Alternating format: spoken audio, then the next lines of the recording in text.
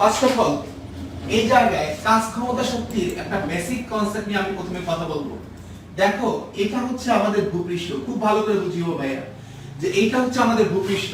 তাহলে এই অবস্থার তার সমস্ত শক্তি কোন শক্তি? এই অবস্থার তার সমস্ত শক্তি হচ্ছে বিভব শক্তি। তাহলে এখানকার তার সমস্ত শক্তি হচ্ছে বিভব শক্তি। এই জায়গায় ভূপৃষ্ঠটা কি আমাদের? ভূপৃষ্ঠটা হচ্ছে আমাদের প্রসঙ্গ তল। ভূপৃষ্ঠ হচ্ছে আমাদের প্রসঙ্গ তল। তার এখানকার তার সমস্ত শক্তি বিভব শক্তি। আস্তে আস্তে যতই সে নিচের দিকে নামবে, খুব ভালো করে বুঝবে, যতই সে নিচের দিকে নামবে ততই বিভব শক্তি আস্তে আস্তে গতি শক্তিতে রূপান্তরিত হতে থাকবে। আর যখন সে ভূমি স্পর্শ করবে, ভূমি স্পর্শ করার মুহূর্তে এখানকার সমস্ত বিভব শক্তি এখানকার গতি শক্তিতে রূপান্তরিত হবে। তার মানে আমি বুঝলাম এই প্রসঙ্গ তলে স্পর্শ করার আগ মুহূর্তে বেগ সর্বোচ্চ হয়, প্রসঙ্গ তলে স্পর্শ করার আগ মুহূর্তে বেগ ম্যাক্সিমাম হয়। আর এই জায়গায় বেগের মান কত হয়? শূন্য হয়। এখন যতই নিচের দিকে আসে ততই বেগের মান কি হতে থাকে? বাড়তে থাকে। যতই নিচের দিকে আসে বেগের মান বাড়তে থাকে। ভূমি স্পর্শ করা বা প্রসঙ্গ তল স্পর্শ করার আগ মুহূর্তে তার বেগের মান সর্বোচ্চ হয়। আর এই একদম এখানে এই জায়গায় আমাদের বিভব শক্তির মান কত? বেগের মান কত? শূন্য। এখন এখানকার তার সমস্ত শক্তি কোন শক্তি? বিভব শক্তি। এখানকার তার মানে এখানকার বিভব শক্তি সমান মোট শক্তি, টোটাল এনার্জি। আর এখানকার গতি শক্তি, এখানকার গতি শক্তি সমান কি? Total energy. তাহলে এই জায়গার গতি শক্তি এটাই মানে হচ্ছে মোট শক্তি। এই জিনিসটা তোমরা সবাই জানো কিনা, সবার ক্লিয়ার কিনা, এটা আমাকে একটু কমেন্ট করে জানাও। তো আমাদের আজকের আলোচনার বিষয় হচ্ছে সরল সন্ধিত স্পন্দন। আমরা এই জায়গা থেকে কিছু বেসিক জিনিস আলোচনা করার চেষ্টা করি। দেখো ভাই, বেসিক জিনিস আলোচনা করার চেষ্টা করি। তাহলে এটা হচ্ছে আমাদের কি অবস্থা? এইটা হলো আমাদের সাম অবস্থা। খুব ভালো করে বুঝিও। তাহলে এইখানে আমাদের সবচেয়ে নিচের পয়েন্ট কোনটা? সবচেয়ে নিচের পয়েন্ট হচ্ছে এইটা। তাহলে এইটা হচ্ছে আমাদের সবার নিচের পয়েন্ট। আমরা একটু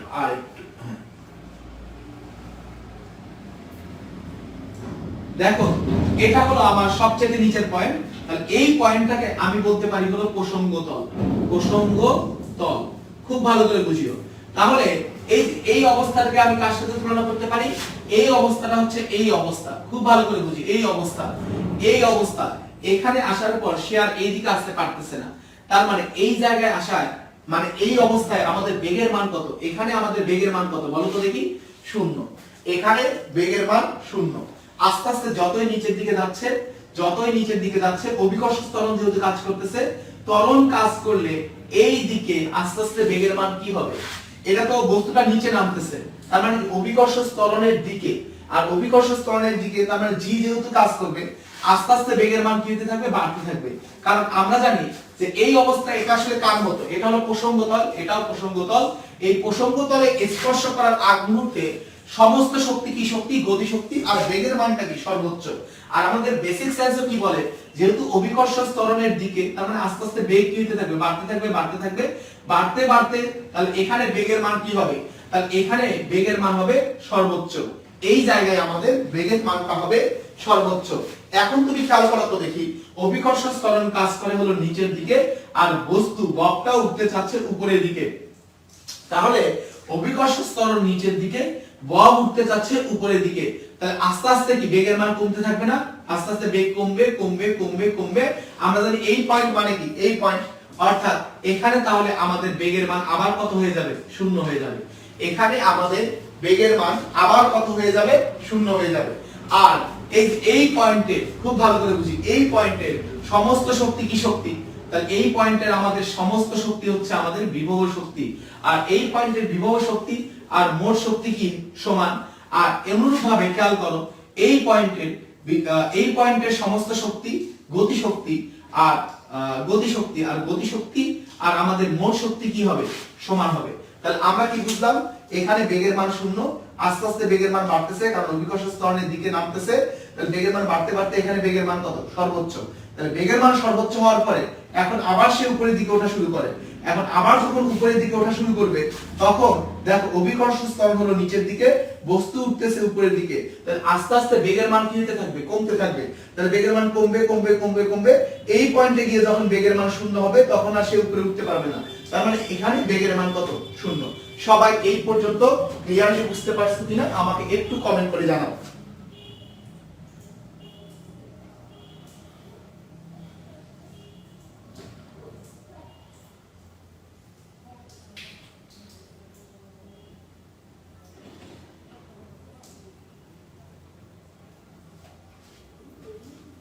তাহলে সবাই আমাকে বলো যে এই পর্যন্ত ক্লিয়ারলি বুঝতে পারছো কিনা।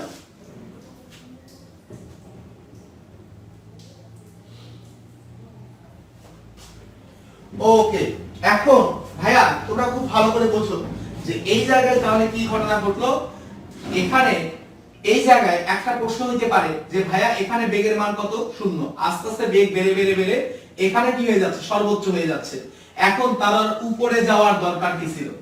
তারার উপরে যাওয়ার দরকার কি ছিল? কারণ উপরে গেলে তো বেগের মান আস্তে আস্তে কমতেছে। উপরে গেলে আস্তে আস্তে বেগের মান কমতেছে। তাহলে উপরে গেলে যদি বেগের মান কমতেছে সে উপরের দিকে যাবে কেন? এই জায়গায় একটা প্রশ্ন হয়, কেন সে আবার উপরের দিকে যাবে? আমরা জানি কি নিউটনের প্রথম সূত্রটা কি? স্থির বস্তু আজীবন স্থির অবস্থায় থাকতে চায়, আবার গতিশীল বস্তু আজীবন কি করতে চায়? গতিশীল হতে চায়, চলতে চায়। জড়তা বলতে একটা ব্যাপার আছে যে বস্তু যে অবস্থায় আছে সেই অবস্থায় থাকতে চায়। আর দেখো আস্তে আস্তে ত্বরণ কাজ করতেছে, বেগ বাড়তেছে, ত্বরণ কাজ করতেছে, বেগ বাড়তেছে, বাড়তে বাড়তে এখানে বেগটা কি? সর্বোচ্চ। এখন বেগ সর্বোচ্চ মানে কি? বস্তুটা কি? গতিশীল। তাহলে বস্তুটা যেহেতু গতিশীল, বস্তু কোন দিকে গতিশীল ছিল? বস্তু এই দিক বরাবর গতিশীল ছিল। তাহলে এই বস্তুটা কি এই দিক বরাবর গতিশীল হতে চাবে। তাহলে এই গতিশীল হওয়ার কারণে বস্তু এই সারা জীবন সে গতিশীলই থাকতে চাবে। তাহলে সে এই দিক বরাবর গতিশীল ছিল, তাই সে এই দিক বরাবর আস্তে আস্তে আবার কি হতে চায়? গতিশীল হতে চায়। এই গতি জড়তার কারণেই বস্তুটা এখান থেকে সাম্যাবস্থা থেকে আবার এই দিকে যায়। এখন এই দিকে যাওয়ার পরে এখন দেখো আবার অভিকর্ষ ত্বরণ কাজ করে। তো অভিকর্ষ ত্বরণ কাজ করার কারণে বস্তু আবার এই দিকে চলতে শুরু করে। চলতে চলতে এখানে এসে তার বেগের মান সর্বোচ্চ হয়। বেগের মান সর্বোচ্চ হওয়ার পরে এই জায়গায় আবার গতি জড়তার কারণে বস্তু এই দিকে চলে আসে। আস্তে আস্তে বেগের মান কমে কমে কমে আবার কত হয়? 0 হয়। এখন এখানে বেগের মান 0 কিন্তু অভিকর্ষ ত্বরণ আবার তাকে টান দেয়। তাহলে এই অভিকর্ষ ত্বরণের টানের কারণে বস্তু আবার নিচে নামতে শুরু করে। এখন নিচে নেমে নেমে এখানে বেগের মান সর্বোচ্চ হয়, আবার বস্তুর গতি জড়তার কারণে এভাবে আগায়। এর কারণে এখানে অভিকর্ষ ত্বরণের কারণে সে স্থির অবস্থা থেকে বেগ প্রাপ্ত হয়, এখানে গতি জড়তার কারণে সে আবার এদিকে চলা শুরু করে। এই কারণে বস্তুটা কন্টিনিউয়াস এইভাবে সরল সন্ধিত স্পন্দনে স্পন্দিত হতে থাকে। তাহলে কেন সে কন্টিনিউয়াস সরল সন্ধিত স্পন্দনে স্পন্দিত হতে থাকে? এই ব্যাপারটা তোমাদের সকলের কাছে ক্লিয়ার কিনা, তোমরা প্রত্যেককেই ফিল করতে পারছো কিনা এটা আমাকে একটু জানাও যে সবাই এই ব্যাপারটা ফিল করতে পারছো কিনা। ওকে, এখন দেখো আমরা বেশ কিছু জিনিস নিয়ে এখন তাহলে কথা বলবো। এবারে আমাদের কাজ হচ্ছে সরল সন্ধিত স্পন্দনের বৈশিষ্ট্য। সরল সন্ধিত স্পন্দনের বৈশিষ্ট্য। তো সরল সন্ধিত স্পন্দন কি কি বৈশিষ্ট্য মেনে চলে? এক নম্বর বৈশিষ্ট্যটা দেখো যে এখানে সরল সন্ধিত স্পন্দনের বল সরণের সমানুপাতিক। খেয়াল করো, বল সরণের সমানুপাতিক। তুমি একটা জেনারেল জিনিস চিন্তা করো, আমি এই বস্তুটাকে যত বলে টেনে ছেড়ে দেব, আমি এই বস্তুটাকে যত বলে টেনে ছেড়ে দেব, বস্তুটার সরণের পরিমাণও কি হবে? তত বেশি হবে। যত বলে টেনে ছেড়ে দেব সরণের পরিমাণও কি হবে? তত বেশি হবে। তার মানে এখানে বল আর সরণের সমানুপাতিক, কিন্তু এটা দিক বিপরীতমুখী। দিক বিপরীতমুখী, এই দিক বিপরীতমুখী হওয়ার কারণে আমরা মাইনাস ব্যবহার করি। দিক বিপরীতমুখী হওয়ার কারণে আমরা মাইনাস ব্যবহার করি। খুব ভালো করে বুঝিও যে খেয়াল করো বল আর সরণের দিক বিপরীতমুখী, এটা দ্বারা আসলে কি বোঝায়?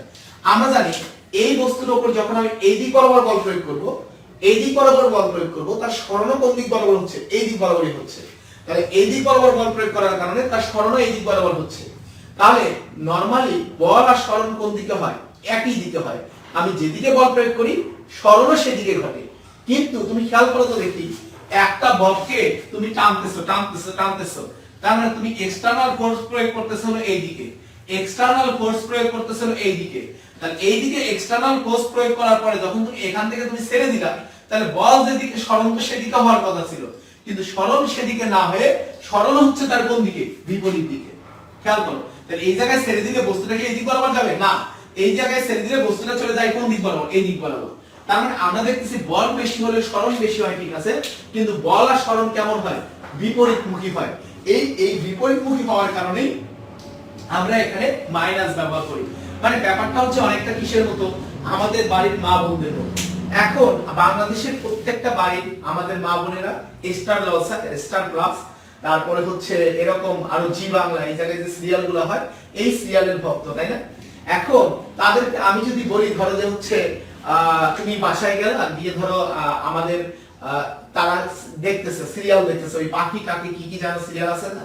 এখন তুমি তাদেরকে যতই বলবা যে হচ্ছে আম্মু সিরিয়াল দেখা যাবে না, আপু সিরিয়াল দেখা যাবে না, আন্টি সিরিয়াল দেখা যাবে না, তুমি তাদেরকে সিরিয়াল থেকে যত দূরে সরাই নিয়ে আসার চেষ্টা করবা, তুমি দেখবা ওই যে আম্মু আন্টি ওই সিরিয়ালের তত কাছাকাছি চলে যাচ্ছে।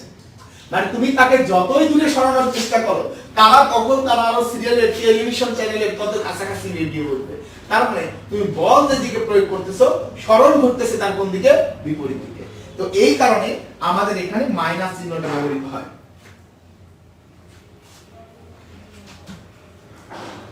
এবার এটা হচ্ছে আমার সরলসন্ধিত স্পন্দনের 1 নম্বর বৈশিষ্ট্য এই জায়গায়। আর 2 নম্বর বৈশিষ্ট্য আমি যদি বলি, সকল সরলসন্ধিত স্পন্দন অবশ্যই একটা কি গতি হবে, সকল সরলসন্ধিত স্পন্দন অবশ্যই একটা পর্যায়বৃত্ত গতি হবে। এটা অবশ্যই একটা পর্যায়বৃত্ত গতি হবে। আর তারপরে এই সকল সরলসন্ধিত স্পন্দন অবশ্যই একটা কি গতি হবে, এটা একটা স্পন্দন গতি হবে। তাহলে আমরা যদি বৈশিষ্ট্য বলি, এটা একটা পর্যায়বৃত্ত গতি, এটা একটা স্পন্দন গতি, বল সরণের সমানুপাতিক এবং কিন্তু বিপরীতমুখী। আর বেগ খেয়াল করো 3 নম্বর, এই বেগ সর্বদা সাম্যাবস্থা অভিমুখী। খুব ভালো করে বুঝিও, বেগ সর্বদা সাম্যাবস্থা অভিমুখী। এই কথাটা দ্বারা আসলে কি বোঝায়, এই বেগ সর্বদা সাম্যাবস্থা অভিমুখী মানে ব্যাপারটা কেমন খেয়াল করো। এই জায়গায় তার বেগ কত, 0। তাহলে এখানে তার উদ্দেশ্য কি, এখানে তার উদ্দেশ্য হলো সাম্যাবস্থায় পৌঁছা। দেখো তার উদ্দেশ্য হলো সাম্যাবস্থায় পৌঁছা।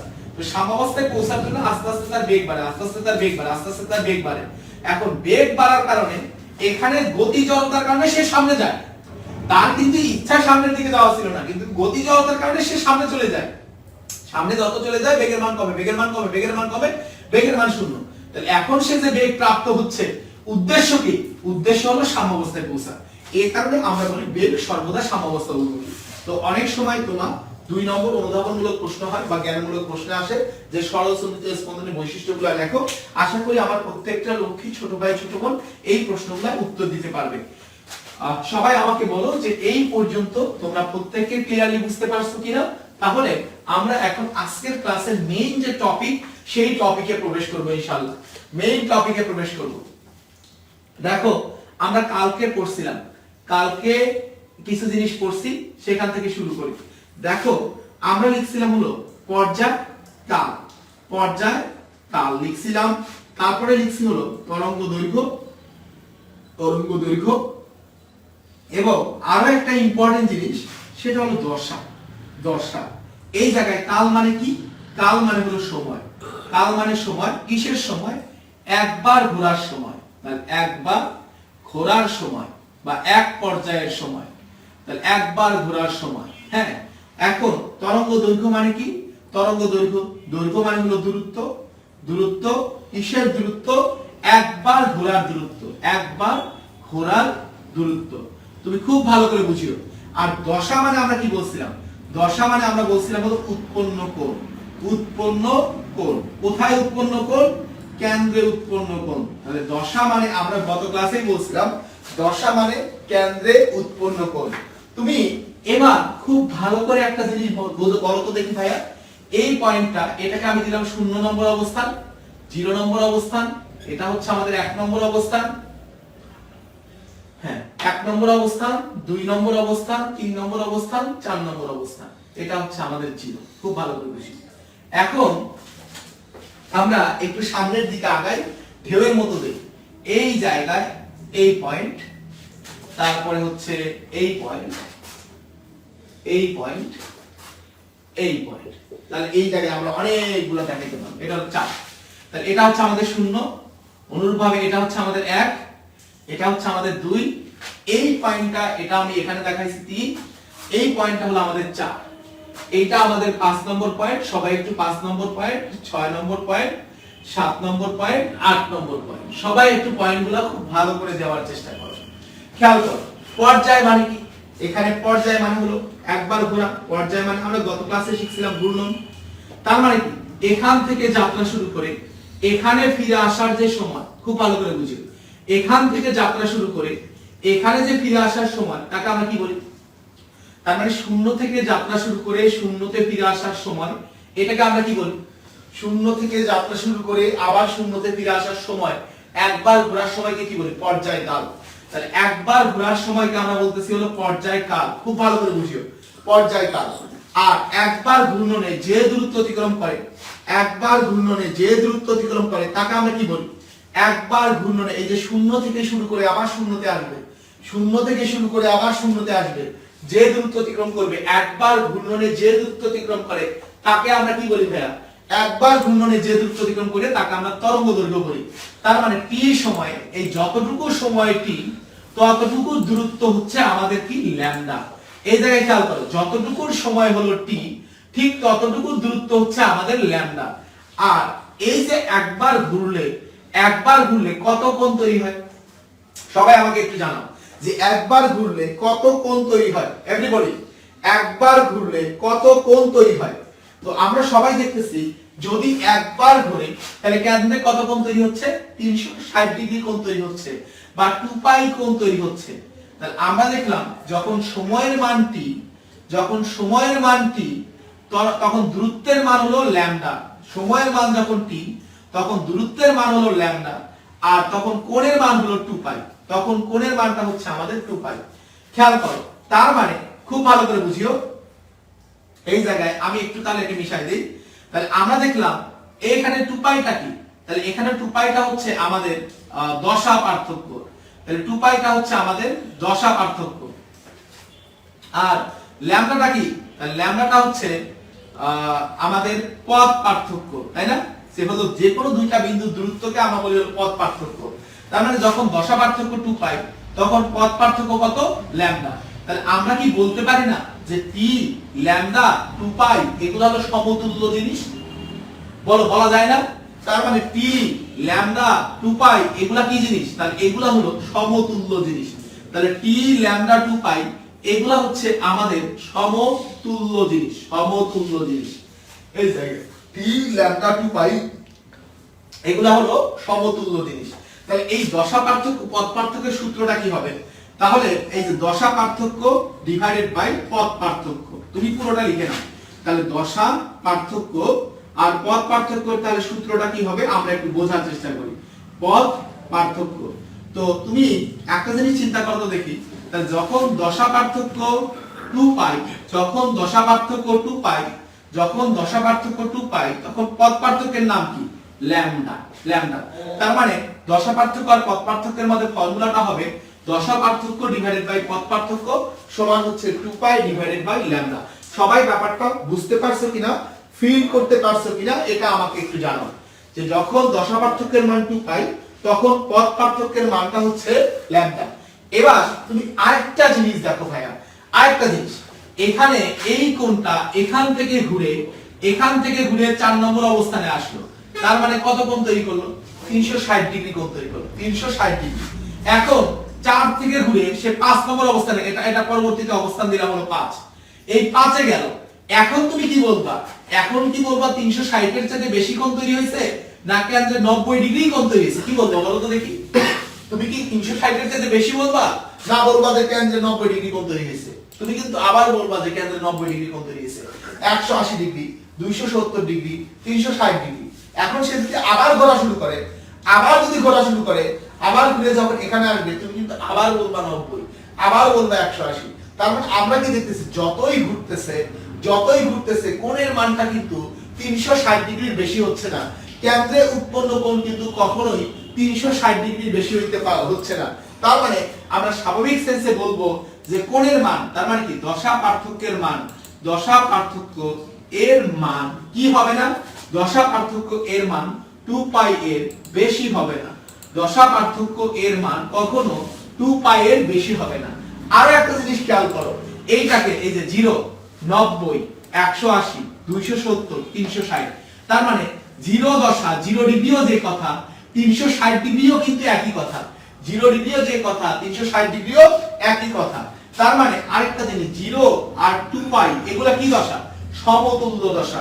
0 আর 2 পাই সমতুল্য দশা, কারণ 0 যেটা 2 পাইও যেটা। তাহলে একবার ঘুরলে 2 পাই, দুইবার ঘুরলে কত? 4 পাই, তিনবার ঘুরলে কত? 6 পাই, চারবার ঘুরলে কত? 8 পাই। তার মানে 0 2 পাই 4 পাই 6 পাই, তার মানে ডট ডট ডট ডট এগুলা সবই কি দশা? এগুলা সবই হচ্ছে সমতুল্য দশা, সমতুল্য দশা। তুমি খেয়াল করো এগুলার বৈশিষ্ট্যটা কি? এগুলার বৈশিষ্ট্য কিন্তু এগুলা সবগুলাই জোর পাই। তাহলে এই জায়গায় আমরা যেগুলো সমতুল্য দশায় পাচ্ছি এগুলা দেখো সবই 2 পাই 4 পাই 6 পাই 8 পাই, এগুলা সবই কি পাই? জোর পাই। তার মানে জোর পাই হওয়া মানে কোন বিন্দু? জোর পাই হওয়া মানে এই যে 0 নম্বর বিন্দুটা। কারণ একবার ঘুরে যখন 4 নম্বর পজিশনে আসবে তাও এটা 2 পাই, আবার আরেকবার ঘোরা 4 পাই, আরেকবার ঘোরা 6 পাই। তার মানে জোর পাই হওয়াই মানে কোন বিন্দু? আমাদের এই যে সাম্যাবস্থার এই 0 পয়েন্টটা, এই বিন্দুটা। তাহলে এই কারণে যখনই দশার মান 2 পাই এর বেশি হবে, তাহলে যখনই দশা এর মান 2 পাই এর বেশি হবে, তাহলে দশা এর মান 2 পাই এর বেশি হলে আমরা কি করব? দশা এর মান 2 পাই এর বেশি হলে আমরা দশা থেকে কাছাকাছি কম জোর পাই বাদ দেব, কাছাকাছি জোর পাই বাদ দেব। অবশ্যই এখানে কম জোর পাইটা বাদ দিতে হবে। তাহলে দশা পার্থক্যের মান যখন 2 পাই এর বেশি হবে তখন আমরা কি করব? দশা থেকে কাছাকাছি জোর পাই বাদ দেব। সবাই এই পর্যন্ত ক্লিয়ারলি বুঝতে পারছো কিনা এটা আমাকে একটু কমেন্ট করে জানাও।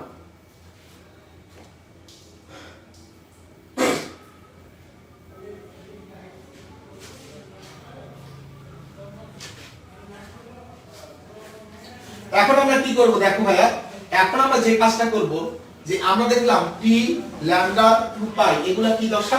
ল্যামডা 2 পাই এগুলো হলো সমতুল্য জিনিস। এখন তোমাকে বলা হলো দেখো মজাটা কোথায়? আমরা যখন বেসিক বুঝতে পারবো তখন আমার কোনো সূত্রই লাগবে না। তো আমি তোমাকে বললাম পদ পার্থক্য কত? পদ পার্থক্য হলো 5 lambda divided by 4, 5 lambda divided by 4। তো তোমাকে বের করতে বলছে দশা পার্থক্য কত। তো পদ পার্থক্য হচ্ছে 5 ল্যামডা ডিভাইডেড বাই 4, তাহলে দশা পার্থক্য ইকুয়াল টু কত? তাহলে এই অঙ্কটা আমি কিভাবে করতে পারি? খুবই ইম্পর্টেন্ট, এমসিকিউ তে বারবার আসে। কি করব? কিছুই করব না, আমরা শুধুমাত্র সমতুল্যর কনসেপ্টটা ব্যবহার করব। তুমি একটা জিনিস চিন্তা করো তো দেখি, এখানে 5 এর জায়গায় 5, দশা মানে কি? কোণ বের করতে বলছে না? দশা মানে আমাকে কোণ বের করতে বলছে। তাহলে বলো তো দেখি ল্যামডা এর সমতুল্য কোণ কত? সবাই আমাকে জানাও ল্যামডা এর সমতুল্য কোণ কত? ল্যামডা এর সমতুল্য কোণটা হচ্ছে আমাদের 2i পাই। তাহলে ল্যামডা এর সমতুল্য কোণ হলো আমাদের কত? 2 পাই। তাহলে 5 * 2 পাই ডিভাইডেড বাই 4, তাহলে ক্যালকুলেশন করলে তোমার কত আসবে? 10/4, তার মানে 2.5 পাই, 2.5 পাই। এখন তুমি একটা জিনিস চিন্তা করো, দশা এর মান কি কখনো 2 পাই এর বেশি হতে পারে? দশা পার্থক্যের মান কি কখনো 2 পাই এর বেশি হতে পারে? না, মুখ্য দশার মান 2 পাই এর বেশি হতে পারে না। কিন্তু এখানে আমার আনসারটা কত আসছে? 2.5 পাই আসছে। তাহলে আমাকে কি করতে হবে? এখান থেকে কাছাকাছি জোর পাই বাদ দিতে হবে। তার মানে তাহলে এখানে আমাদের দশা পার্থক্য হবে 2.5 পাই এর কাছাকাছি জোর পাই কত? 2.5 পাই এর কাছাকাছি জোর পাই হচ্ছে আমাদের 2i পাই। তাহলে ক্যালকুলেশন করলে আমার আনসার কত হবে? 0.5 পাই। সবাই আমাকে বলো ক্লিয়ারলি বুঝতে পারছো কিনা? সবার কাছে ব্যাপারটা চয়কার চকচকা ফয়কার ফকফকা কিনা এটা আমাকে একটু কমেন্ট করে জানাও। আর যদি সব ক্লিয়ার হয় তাহলে তোমরা এটার উত্তর দাও তো দেখি। পদ পার্থক্য হচ্ছে পদ পার্থক্য 7 ল্যামডা ডিভাইডেড বাই 2 হলে দশা পার্থক্য কত? এটার উত্তর কত হবে? সবাই আমাকে একটু কমেন্ট করে জানাতে থাকো। পদ পার্থক্য হলো 7 ল্যামডা ডিভাইডেড বাই 2 হলে দশা পার্থক্য কত? পদ পার্থক্য 7 ল্যামডা ডিভাইডেড বাই 2, তাহলে দশা পার্থক্য কত? তো না বুঝলে কোনো প্রবলেম নাই ভাই, আমরা একদম জিরো থেকে শুরু করে basic A to Z basic করব। তোমরা না বুঝলে আমাকে বলবে, আমি প্রয়োজনে আবার রিপিট করব। তোমাদের না বোঝা পর্যন্ত আমি তোমাদেরকে কখনোই ছেড়ে দেব না। হ্যাঁ, যে হচ্ছে আমাদেরকে সবকিছু একদম ক্রিস্টাল ক্লিয়ার হতে হবে, আমাদেরকে প্রত্যেকটা প্রশ্নের উত্তর করতে হবে। ইনশাআল্লাহ আমরা এই পর্যাবৃত্ত গতির কোর্সটা কমপ্লিট করার পরে আমরা না কোনো এইচএসসি প্রশ্ন আটকাবো, না অ্যাডমিশন টেস্টের কোশ্চেন আটকাবো, না বুয়েট প্রত্যেকটা ইউনিভার্সিটি কোশ্চেন আমরা সলভ করতে পারবো, সমস্ত বোর্ড পরীক্ষার প্রশ্ন আমরা সলভ করতে পারবো। তো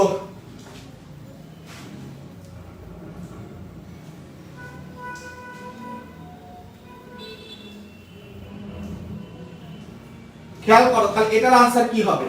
আর তোমরা তো একটা কাজ করতে পারো, তোমরা যদি চাও, যদি মনে করো যে সবারই উপকার হবে, তোমরা সবাই একটু ক্লাসটাকে শেয়ার করছো, সবাই শেয়ার করে দিতে পারো। তো শেয়ারিং ইজ কেয়ারিং, তুমি তোমার শেয়ার করার কারণে তোমার একটা ফ্রেন্ড এই ক্লাস থেকে উপকৃত হবে।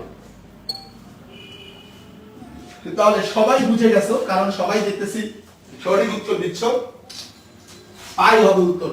তো যারা যারা পাই উত্তর দিচ্ছে সবাইকে অনেক অনেক অনেক বেশি কনগ্রাচুলেশন। আমি দেখতেছি যে হলো পলাশ, তারপরে হচ্ছে সাওয়াল, তারপরে ফজলে রাব্বি, হুমায়রা, সবুজ, জয়নাল, তাহসির, সাফওয়ান সহ সবাই সঠিক উত্তর দিচ্ছে, সবাইকে অনেক অনেক অনেক বেশি ধন্যবাদ। তারপর আমি সবার জন্য একটু করে দিই, 7 ইনটু ল্যামডার জায়গায় কত, টুয়াইস পাই ডিভাইডেড বাই 2, তার মানে ক্যালকুলেশন করলে কত আসতেছে 7 পাই। তাহলে 7 পাইটা কি, 7 পাই এটা তো আবার 2 পাইয়ের বেশি, তাহলে 2 পাইয়ের বেশি হলে কি করতে হবে, কাছাকাছি জোড় পাই বাদ দিতে হবে। দেখো 7 পাইয়ের কাছাকাছি জোড় পাই কত, 6 পাই। তাহলে আমরা কি করব, 7 পাই থেকে 6 পাই বাদ দেব, তাহলে 7 পাই থেকে 6 পাই বাদ দিলে आंसर কত আসছে, পাই। তার মানে আমাদের এখানে দশা পার্থক্য হবে পাই। এখন আমরা ছোট্ট আরো একটা জিনিস চিন্তা করি, দেখো ভাইয়া ছোট্ট আরেকটা জিনিস চিন্তা করি, যে যদি এখানে কিছু কনফিউশনের জায়গা তোমার চলে আসতে পারে, যেমন তোমার কোশ্চেন কনফিউশন কি হলো, তোমার বলবো এখানে দশা পার্থক্য আসলো, দশা পার্থক্য তোমার আসছে ধরো 19 pi by 4, 19 pi divided by 4। তো এখানে 19 পাই ডিভাইডেড বাই 4, তাহলে তুমি কি করবা, 19 পাই তার মানে এটা কত, 4 4 16, 19 পাই না, এটা ধরো হচ্ছে তোমার 23 পাই বাই 4, 23 পাই বাই 4, তাহলে এটা কত হবে, 4 5 20, 5.75 পাই। খুব ভালো করে বুঝিও, 23 পাই বাই 4 তার মানে হলো 5.75 পাই। তাহলে এবার আমাকে বলো তো দেখি 5.75 পাইয়ের কাছাকাছি জোড় পাই 4 পাই আর 6 পাই, তাহলে তুমি কত পাই বাদ দিবা, 4 পাই বাদ দিবা না 6 পাই বাদ দিবা, একটু আমাকে বলো তো দেখি। এখানে আমরা কি 4 পাই বাদ দেব না 6 পাই বাদ দেব, এভরিবডি, যে আমরা এখানে 4 পাই বাদ দেব না 6 পাই বাদ দেব, সবাই এটা আমাকে একটু কষ্ট করে কমেন্ট করে জানাও যে আমার এখানে কত পাই বাদ দেওয়া উচিত, কত পাই বাদ দেওয়া উচিত। তো এই জায়গায় কনফিউশনে পড়ে যাবে যে ভাইয়া 5.75 এর কাছাকাছি তো বেশি কাছাকাছি 6 পাই, তাহলে আমরা কি 6 পাই বাদ দেব, না না, আমাকে বাদ দিতে হবে হলো কাছাকাছি কম জোড় পাইটা বাদ দিতে হবে, যে জোড় পাইটা কম সেটা বাদ দিতে হবে, বেশিটা বাদ দেওয়া যাবে না। 6 পাই তো 5.75 পাইয়ের চাইতেও বেশি, এটা নেওয়া যাবে না, তাহলে কমটা নিতে হবে। তাহলে কম কত, তাহলে কমটা হলো 5.75 পাই মাইনাস 4 পাই, তার মানে আমার आंसर হবে 1.75 পাই, 1.75 পাই। সবাই ক্লিয়ারলি বুঝতে পারছো কিনা, সবার কাছে ব্যাপারটা চয়কার চকচকা ফয়কার ফকফকা কিনা, এটা আমাকে একটু কষ্ট করে কমেন্ট করে জানাও। এবার দেখো ভাইয়া আমরা এখান থেকে সিম্পলি কিছু অঙ্ক করব। দেখো যে এবার ধরো তোমার প্রশ্নটা হলো এরকম যে একটি তরঙ্গ অন্যটি অপেক্ষা 14 সেন্টিমিটার অগ্রগামী, 14 সেন্টিমিটার অগ্রগামী, তরঙ্গ দৈর্ঘ্য 12 সেন্টিমিটার হলে একটি কণা দুটির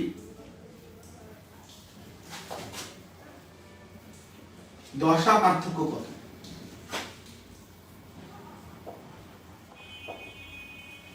সবাই কোশ্চেনটা আশা করি লিখে নিছো যে একটি কণা অন্যটি অপেক্ষা 14 সেন্টিমিটার অগ্রগামী, একটা অপেক্ষা আরেকটা যতটুকু দূরত্ব, দুইটার মধ্যে দূরত্বের যে ডিসটেন্স, দূরত্বের ডিসটেন্সটাকে আমরা কি বলি, দূরত্বের ডিসটেন্সটা হলো পথ পার্থক্য। তার মানে আমরা বুঝলাম পথ পার্থক্য হচ্ছে তোমার 14 সেন্টিমিটার। পথ পার্থক্য হলো 14 সেন্টিমিটার। তাহলে তোমাকে কি বের করতে বলছে? দশা পার্থক্য বের করতে বলছে।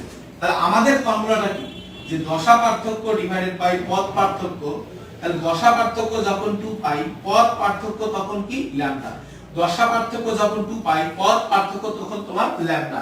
তাহলে আমরা এখানে দশা পার্থক্য বের করব, আর পথ পার্থক্য হচ্ছে আমাদের 14 সেন্টিমিটার, আর 2 পাই ডিভাইডেড বাই তরঙ্গ দৈর্ঘ্য হচ্ছে আমাদের 12 সেন্টিমিটার। দেখো তরঙ্গ দৈর্ঘ্য হচ্ছে 12 সেন্টিমিটার।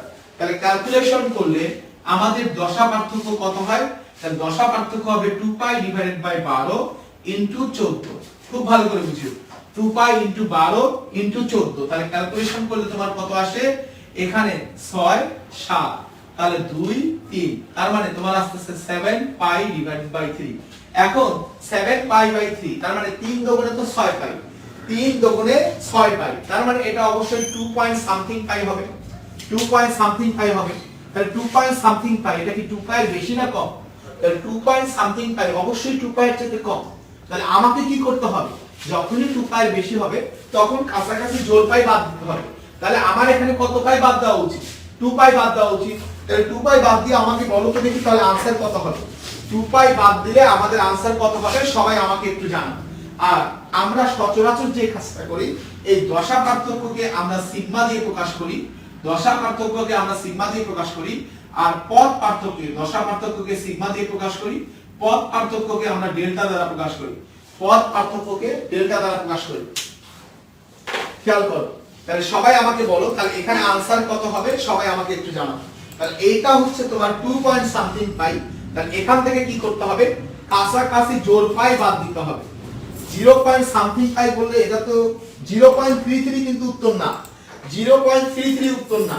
তাহলে এখানে আমাকে কি করতে হবে? 7 পাই বাই 3 থেকে আমাকে 2 পাই বাদ দিতে হবে। তার মানে 7 pi divided by 6 pi divided by 3, তার মানে পাই ডিভাইডেড বাই 3। এটা একটা উত্তর হতে পারে, অথবা 0.33 পাই। তুমি যদি 0.33 লেখো তাহলে কিন্তু উত্তর ভুল। 0.33 পাই লিখলে ঠিক আছে, 0.33 পাই লিখলে ঠিক আছে। তো অগ্রণী সৌরভ, তারপরে অনিমন্ডন শুভ, আর সাইমুম আহমেদ ইমন সহ অনেকেই সঠিক উত্তর দিছো। That's great. সবাই আমাকে বলো যে এই পর্যন্ত তোমরা প্রত্যেককেই ক্লিয়ারলি বুঝতে পারছো কিনা, এটা আমাকে একটু কমেন্ট করে জানাও, একটু আমাকে কমেন্ট করে জানাও যে এই দশা পার্থক্য পথ পার্থক্যের রিয়েল ফিলিংস পুরো ব্যাপারটা তোমাদের প্রত্যেকের কাছে ক্রিস্টাল ক্লিয়ার কিনা একটু জানো। কারণ আমার কাছে তোমরা প্রত্যেককেই সমানভাবে গুরুত্বপূর্ণ।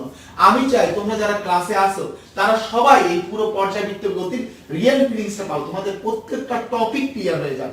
সুতরাং তুমি যদি না বোঝো আমি প্রয়োজনে তোমার জন্য আবার রিপিট করব, কোনো সমস্যা নেই।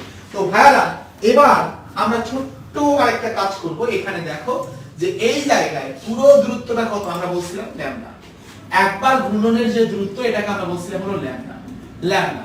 তাহলে খেয়াল করো তো দেখি এই জায়গায় শূন্য থেকে এই পর্যন্ত, এই জায়গা এটা যে এই পর্যন্ত দূরত্ব কত হবে? তাহলে এই পর্যন্ত হবে আমাদের ল্যামডার অর্ধেক ল্যামডা বাই 2। তাহলে এই পর্যন্ত হবে আমাদের ল্যামডা বাই 2। তাহলে এইখানে তুমি খেয়াল করো তো দেখি তাহলে এইটুকু কত হবে? এইটুকু কত হবে? তাহলে তার অর্ধেক, তাহলে তার অর্ধেক, তার মানে কত? Lambda by 4, lambda by 4। তাহলে এখান থেকে এই পর্যন্ত এটা হবে ল্যামডা বাই 4। এখান থেকে এই পর্যন্ত, এখান থেকে এই পর্যন্ত, তার মানে হলো পাশাপাশি দুইটা বিন্দু কত? Lambda by 4। পাশাপাশি দুইটা বিন্দু কত? Lambda by 4। 1 আর 0, তার মানে এখানে কয়টা বিন্দু অতিক্রম করছে? 1 - 0 মানে একটা বিন্দু অতিক্রম করছে। তাহলে একটা বিন্দুর জন্য কত? Lambda by 4। একটা বিন্দুর জন্য কত? Lambda by 4। তাহলে এখানে দূরত্বটা হবে ল্যামডা বাই 4, ল্যামডার সমতুল্য জিনিসটা হলো t, তাহলে এটা হবে t বাই 4, সময়টা হবে t বাই 4, এবং উৎপন্ন কোণটা হবে 2 পাই বাই 4 বা 90 ডিগ্রি বা পাই বাই 2। আসলে তো পাই বাই 2 90 ডিগ্রি। তাহলে আমরা বুঝলাম পর পর দুটি বিন্দু, খুব ভালো করে বুঝিও। তাহলে পর পর দুটি বিন্দু, পর পর দুটি বিন্দু, পর পর দুটি বিন্দু, তাহলে পর পর দুটি বিন্দুর মধ্যকার, পর পর দুটি বিন্দুর মধ্যকার দূরত্ব হলো ল্যামডা বাই 4, সময় হলো t বাই 4, আর উৎপন্ন কোণ হলো 2 পাই বাই 4। এটা সবাই বুঝতে পারছো কিনা? পর পর দুটি বিন্দুর মধ্যকার দূরত্বটা হচ্ছে ল্যামডা বাই 4 বা পথ পার্থক্য ল্যামডা বাই 4, সময় হলো t বাই 4, এবং দশা পার্থক্য হলো 2 পাই বাই 4 বা পাই বাই 2। এইটা সবাই বুঝতে পারছো কিনা, এই লাইনটা সবাই বুঝতে পারছো কিনা, ক্লিয়ার কিনা এটা আমাকে একটু জানাও। তাহলে এখানে পরপর দুইটা বিন্দু, এখানে পরপর দুইটা বিন্দু 0 1 ছয়টা বিন্দুটা বুঝবা কিভাবে? 1 - 0 একটা। তাহলে এখানে খেয়াল করো, তাহলে এই যে পাশাপাশি দুইটা বিন্দুর মধ্যকার দূরত্ব হলো λ/4 বা পথ পার্থক্য λ/4, সময় হলো t/4 এবং দশা পার্থক্য হচ্ছে 2π/4 বা π/2। এবার একটা আমরা মজার জিনিস খেয়াল করব, দেখো আমি এখান থেকে এক এক করে একটু শেখাইতে চাই। এখান থেকে আমি এই 3 পর্যন্ত যেতে চাই।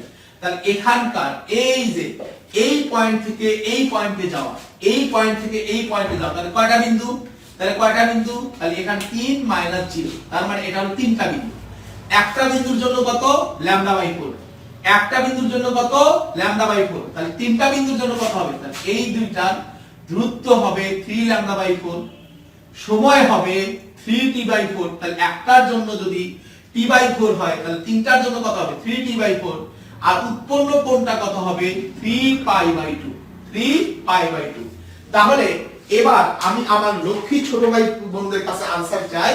তাহলে এটা 0 থেকে 5 নম্বর অবস্থান পর্যন্ত, 0 থেকে 5 নম্বর অবস্থান পর্যন্ত একটু আমাকে বলো তো দেখি, তাহলে দূরত্ব কত হবে, সময় কত হবে, উৎপন্ন কোণ কত হবে?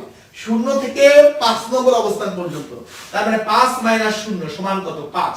0 থেকে 5 নম্বর অবস্থান পর্যন্ত, তাহলে এখানে দূরত্ব কত হবে, সময় কত হবে, উৎপন্ন কোণ কত হবে? আমি তোমাদের প্রত্যেকদের কাছে শুনতে চাই। আর আমি জানি আমার প্রত্যেকটা লক্ষ্মী ছোট ভাই ছোট বোন অবশ্যই উত্তর করতে পারবে।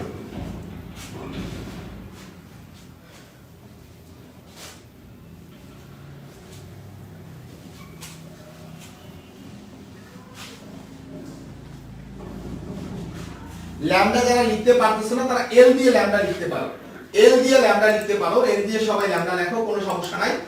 আর হচ্ছে হ্যাঁ এল দিয়ে ল্যামডা লেখো। আর সবাই এখানে দূরত্ব কত, সময় কত, উৎপন্ন কোণ কত, প্রত্যেকটা জিনিসই লেখো। আমি উৎপন্ন কোণ কত সবাই একটু লেখো।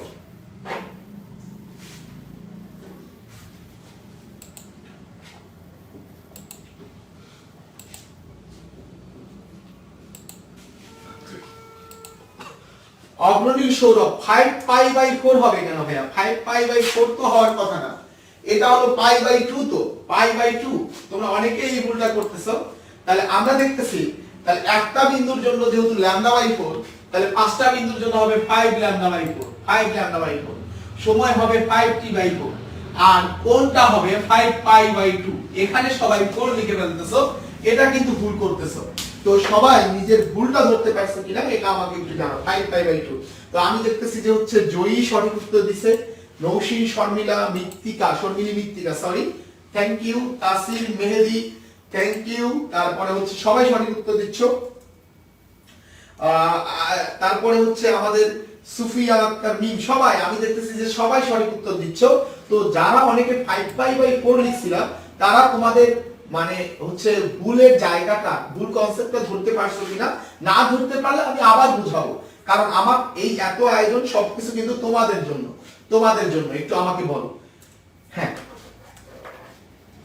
এবার আমরা যে কাজটা করতে চাই, দেখো ভাইয়া, এবার আমি তোমাকে এবার এখানে এই দুইটা পয়েন্টের মধ্যকার এই দুইটা পয়েন্ট, 1 নম্বর পয়েন্ট থেকে 5 নম্বর পয়েন্ট, খুব ভালো করে বুঝিও, 1 নম্বর পয়েন্ট থেকে 5 নম্বর পয়েন্ট, তাহলে এই দুইটা পয়েন্ট, তাহলে 5 আর 1 এর পার্থক্য কত?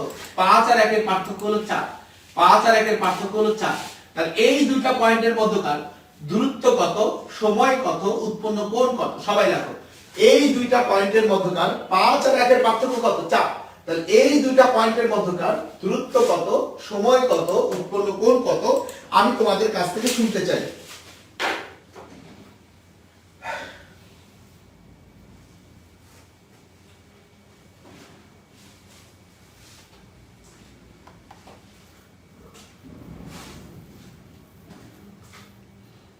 দেখো 1 থেকে 5, তার মানে 5 বিয়োগ 1, তার মানে কয়টা? 4।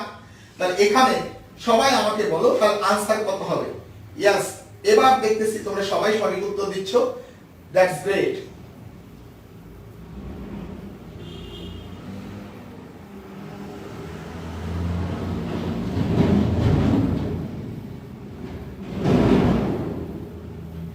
এখানে তো 5 আসবে না, অনেকে 5 দিয়ে কাজ করতেছো। রুবায়েত পাটোয়ারি, একটু দেখো ভাইয়া, ভালো করে বুঝো, এটা তো শূন্য থেকে শুরু করে নাই। যখন আমি 5 শূন্য থেকে 5, তখন আমি 5 মাইনাস শূন্য করছি। তাহলে এবার 1 থেকে 5, তাহলে এবার আমি 5 মাইনাস 1 করব। তাহলে 5 মাইনাস 1 মানে হচ্ছে 4। তার মানে এটা কত হবে? তাহলে অবশ্যই 4টার জন্য 4 ল্যামডা বাই 4, 4t বাই 4 এবং 4 পাই বাই 2, 4 পাই বাই 2, তার মানে ল্যামডা t 2 পাই। তো তোমরা সবাই সঠিক উত্তর দিচ্ছ। তার মানে তোমরা সবাই প্রত্যেকটা জিনিস খুব ভালোভাবে ক্লিয়ারলি কিন্তু তোমরা বুঝতে পারছো। এই কারণে তাহলে তোমরা যদি না বোঝো, তাহলে তোমরা যদি ভালোভাবে না বুঝো, তাহলে কারা ভালোভাবে বুঝবে? তোমাদের দ্বারা অবশ্যই সম্ভব। তোমাদের যার যেটা স্বপ্ন থাকুক না কেন, সেটা ডাক্তার হওয়ার স্বপ্ন হোক, সেটা বুয়েটে পড়ার স্বপ্ন হোক, সেটা ঢাকা ইউনিভার্সিটি টপ মোস্ট সাবজেক্টে পড়ার স্বপ্ন হোক, মেডিকেল ভর্তি পরীক্ষায় প্লেস করার স্বপ্ন হোক, তোমরা যেই স্বপ্নটা দেখো না কেন, সেই স্বপ্নটা অবশ্যই তোমার দ্বারা পূরণ করা সম্ভব। এই জিনিসটা তোমাকে দৃঢ়ভাবে বিশ্বাস করতে হবে। এই জিনিসটা দৃঢ়ভাবে বিশ্বাস করতে হবে। একটা জিনিস আমি কিন্তু প্রায় বলি যে একটা জিনিস খুব ভালো করে বুঝিয়ে প্রায় বুঝি, সবাই কিন্তু দেখা গেছে যে হচ্ছে একই পরিমাণ পড়াশোনা করতেছে, পড়াশোনার পেছনে সবাই অনার্স মাস্টার্স পর্যন্ত সময় দিচ্ছে, কিন্তু কারো সফলতা অনেক বেশি, আবার কারো সফলতার জায়গাটা অনেক কম। কেন? যে কেউ অনেক ভালো জায়গায় যাচ্ছে, গুগল মাইক্রোসফটে জব করতেছে, বিশাল বড় কোম্পানির মালিক হচ্ছে, আবার একই পরিমাণ পড়াশোনা করে কেউ একটা চাকরির জন্য হন্য হয়ে ঘুরতেছে। তো সবাই তো গ্রাজুয়েশন কমপ্লিট করতেছে, সবাই তো অনার্স মাস্টার্স কমপ্লিট করতেছে। বাংলাদেশে প্রত্যেক ঘরে কিছু পাওয়া যাক আর না যাক, একজন গ্রাজুয়েট পাওয়া যাবে। তাহলে এত পার্থক্যটা কেন এত পার্থক্য? আমরা সেই পার্থক্যটা ফিজিক্সের মাধ্যমে বোঝার একটু চেষ্টা করব। দেখো ভাইয়া, ফিজিক্সের প্রত্যেকটা জিনিস তোমার লাইফ সম্পর্কে একটা রিয়েল ফিলিংস দেবে, একটা রিয়েল লার্নিং দেবে। আমাকে ফিজিক্সের সেই শিক্ষাটা নিতে হবে। দেখো, আমরা পর্যায়বৃত্ত গতিতে পড়ছি, এটা হলো কেন্দ্র, এটা হলো কেন্দ্র, খুব ভালো করে বুঝিও, এটা হচ্ছে কেন্দ্র। এখন এই জায়গায় এই চাপের দৈর্ঘ্যটা কত? এই চাপের দৈর্ঘ্যটা হচ্ছে r থিটা, চাপের দৈর্ঘ্যটা হলো r থিটা। আর এই বৃত্তকলার ক্ষেত্রফলটা কত? তাহলে এই বৃত্তকলার ক্ষেত্রফলটা হচ্ছে আমাদের হাফ r স্কয়ার থিটা। এটা তোমরা সবাই ম্যাথে পড়ছো। বৃত্তকলার ক্ষেত্রফলটা হাফ r স্কয়ার থিটা। মনে রাখবা এই কোণটা ডিনোটস করে তুমি কত সময় বা কত বছর একটা কাজের পিছনে লেগে আছো। তাহলে এই কোণটা কি নির্দেশ করে? তুমি কত সময় বা কত বছর একটা কাজের পেছনে লেগে আছো। দেখো, এই যে তোমরা যারা একই সাথে ক্লাস 1 এ ভর্তি হইছিলা, সবাই কিন্তু 11 বছর বা 12 বছর ধরে পড়াশোনা করতেছো। প্রত্যেককেই 11 বা 12 বছর ধরে আমরা পড়াশোনা করতেছি। কিন্তু দেখা গেছে যে হচ্ছে কেউ এসএসসি তে খুব ভালো রেজাল্ট করছি, কেউ কেমন ভালো রেজাল্ট করতে পারি নাই, কেউ আমরা সায়েন্স নিয়ে ফিজিক্স নিয়ে অনেক ভালো জানি, কেউ কম জানি। এটা কেন? এটার কারণ হয়, এটার পার্থক্য বা তারতম্য হওয়ার কারণটা হচ্ছে এই যে এইটা কি নির্দেশ করে জানো? এই জিনিসটা, এই দূরত্বটা বা ব্যাসার্ধটা নির্দেশ করে হচ্ছে আমার কাজের প্রতি ভালোবাসা। খুব ভালো করে বুঝিও, কাজের প্রতি ভালোবাসা। তাহলে এইটা হচ্ছে আমাদের কাজের প্রতি ভালোবাসা। আর এই যে এই বাইরের যে চাপটা, এই চাপটা হলো বাইরের মানুষ আমাকে যতটুকু সফল মনে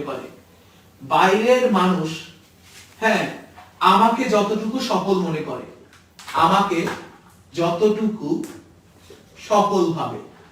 খুব ভালো করে বুঝিও। তাহলে এটা হচ্ছে আমার বাইরের মানুষ আমার সফলতা যেটা পরিমাপ করে, সেটা হলো চাপ। আর বৃত্তকলাটা হচ্ছে আমার প্রকৃত সফলতা। খেয়াল করো, এই যে আমরা যে ফিজিক্স ফিল করে পড়ি, আমরা সেটাকে কতটুকু ফিল করে পড়ি, হৃদয় দিয়ে অনুধাবন করে পড়ি, এটা হচ্ছে ইম্পর্টেন্ট। এটা হলো আমার ফিজিক্স পড়ার প্রতি আমার ভালোবাসাটা। এটা হচ্ছে আমার আর এর মানটা। আমি ফিজিক্স শুধুমাত্র পরীক্ষায় পাস করার জন্য পড়ি, তার মানে আমার আর এর মানটা কিন্তু কম। আমি ফিজিক্স না বুঝে পড়ি, আমার আর এর মানটা কম। এটা শুধুমাত্র ফিজিক্স পড়ার জন্য না, যে কোনো কাজের জন্যই কিন্তু প্রযোজ্য। তো আমার এখানে আমাদের কাজটা কি আর হচ্ছে যে কোনো কাজের প্রতি আমার ভালোবাসা, আমার ডেডিকেশন। খেয়াল করো সবাই একই পরিমাণ সময় ব্যয় করতেছে, যার কাজের প্রতি ভালোবাসা কম, খুব ভালো করে বুঝো, যার কাজের প্রতি ভালোবাসা কম, দেখা গেল যে কাজের প্রতি ভালোবাসা যদি এই পরিমাণ হয়, তাহলে আমার বাইরের মানুষ আমাকে কতটুকু সফল মনে করবে, বাইরের মানুষ আমাকে কম পরিমাণ সফল মনে করবে। দেখো চাপের দৈর্ঘ্যটা হবে কম। আমিও প্রকৃতপক্ষে কেমন সফল? কম সফল। আমিও প্রকৃতপক্ষে কম সফল। খেয়াল করো কাজের প্রতি ভালোবাসাটা যদি বাড়ে, আর এর মানটা যদি বাড়ে, তাহলে আমার সফলতাও বাইরের মানুষের কাছে বা সারাউন্ডিংস এর মানুষের কাছে দেখো এখানকার সফলতার চাইতে এখানকার সফলতাটা কিন্তু বেশি, সফলতা তখন বেশি হয়ে যাচ্ছে। এবং আমি এটা হলো আর এর সমানুপাতিক, s r θ ব্যাসার্ধের সমানুপাতিক, আর এর সমানুপাতিক, কাজের প্রতি ডেডিকেশনের সমানুপাতিক। কিন্তু প্রকৃত সফলতা হলো, প্রকৃত সফলতাটা হলো তোমার এই যে ডেডিকেশনের বা কাজের প্রতি ভালোবাসার বর্গের সমানুপাতিক, কাজের প্রতি ভালোবাসার বর্গের সমানুপাতিক। এই কারণে আমাকে কি করতে হবে? শুধুমাত্র সময় ব্যয় করলেই হবে না, শুধুমাত্র সময় ব্যয় করলেই হবে না, আমাকে কি করতে হবে? কাজের প্রতি ভালোবাসা বাড়াইতে হবে। আমার ফিজিক্সটা ফিল করে পড়তে হবে, ফিজিক্স হৃদয় দিয়ে অনুধাবন করে পড়তে হবে। ফিজিক্স এই কারণে আমাদের পড়ার মোটোটাও কি? আমাদের পড়ার মোটোটা হচ্ছে ফিল ফিজিক্স, লাভ ফিজিক্স। আমরা আজকে থেকে শুধুমাত্র টাইম ডিউরেশন তো ভাই সবাই সমান সময় দেবে, সময় কোণের মানটা কিন্তু সবার সময় হবে, সমান হবে, কিন্তু সফল বেশি হবে কে? ভালো শিখতে পারবে কে? যার এই যে ফিলিংসটা বেশি, যার ফিজিক্স শেখার প্রতি ভালোবাসা বেশি, যে কাজ করতেছে সেই কাজের প্রতি যার ডেডিকেশন বেশি। সবাই এই ব্যাপারটা ফিল করতে পারছো কিনা এটা আমাকে একটু জানাও।